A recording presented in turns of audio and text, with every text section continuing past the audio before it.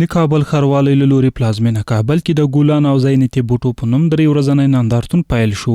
مسؤلین وایي په دغه نندارتون کې نظره ګلان او زینتي بوټي چې 1.5 ډولونه لري نندارې ته ایښودل شوي دي.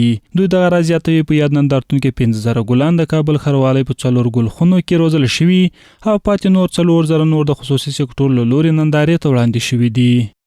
په دغه نندارتون کې تقریبا 9,000 ګلان او زینتي بوټي موجود دي. 9,000 بوټي زینتي او ګلان دا موجود دي دلته. انواع د ګلانو سره له زینتي بوټو دا تقریبا د دې اقسام او انواع دا 1.5 ته رسیږي.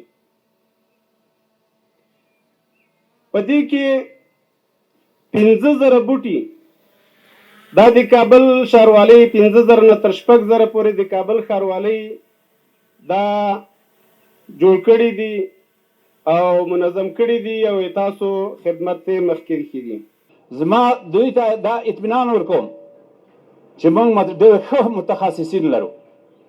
تحقیقات زموږ مسله د تحقیقاتو لوی ریاست لرو. موږ غواړو چې په هغه باندې په ګډه باندې تحقیق وکړو چې هغه شاید چې بهر نه ولیدېږي دلته یې مسله پابند تحقیق وشي او بیا مسله ترویج شي خپل هیوادوالو ته ورسیږي. له دې سره سم د کابل مقام والي ملا امین الله اوبی د ښاروالۍ له لوري د دې نندارتون د جوړولو هڅې ستایي او د کابل ښار د زرغونتیا لپاره پر لا ډېرو هڅو ټینګار کوي.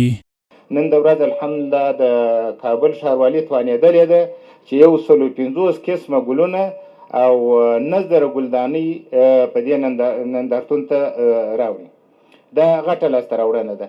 خو راسئ ټوله په دې باندې کار وکړو چې هر یو خپل د کوره څخه خپل د ماحوله څخه دغسې لاسته راوړنه راوړو چې د صحت په برخه کې د چاپیریال په برخه کې او د صحې په برخه کې ښه مهم رول لري. له بل لوري د نندارتون ګډونوال بیا وایي چې د تیرو 3 کلونو را په دې خوا د ګلانو پلور بازار غوړېدلی او له اسلامي امارت څخه غوښتنه کوي چې دا ډول نندارتونونه لا زیات کړي څو خلک د ګلانو ساتلو لیوالتیا پیدا کړي. ما در این نمایشگاه 12 دکان هستیم که اشتراک کردیم و هر دکان حدود 400 گل با خود آورده. غوښتنه مې له هیوادوالو څخه دغه ده چې خپل ځمکې او همدارنګه کوم کورونو کې چې پارکونه لري دغه نور هم ښکلي کړي او ونې وکري ځکه چې یو ونه 25 نفرو ته اکسیجن ورکوي.